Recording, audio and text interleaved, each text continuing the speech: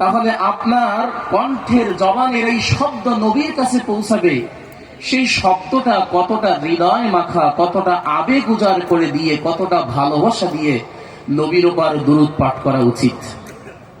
সুতরাং আমরা যখন নবীর উপর দুরূদ পাঠ করি, এর গুরুত্ব আমরা তেমন বুঝি না, যার কারণে দুরূদ কথা পড়ার কথা বললে কেমন যেন এটা আমাদের হৃদয়ে অতটা আবেগে নাড়া দেয় না।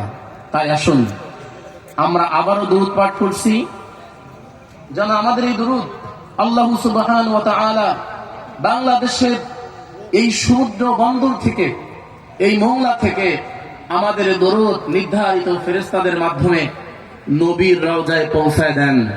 আমরা সকলেই আমরা হৃদয় থেকে নবীর ভালোবাসার, নবীর প্রতি প্রেম উজাড় করে আমরা সকলেই বলছি সাল্লাল্লাহু আলাইহি ওয়াসাল্লাম। সম্মানিত হাজিরিন, আমরা এখানে এসেছি কোরআনের একটি ময়দানে, কিরাত সম্মেলনে। এই কোরআনের এই সম্মেলনটা কতটা দামি, আজকের এই অনুষ্ঠানটা কতটা দামি, এই অনুষ্ঠানে আমরা যারা ছুটে এসেছি আমরা কতটুকু নেক আমলের অংশীদার হব, এই ব্যাপারে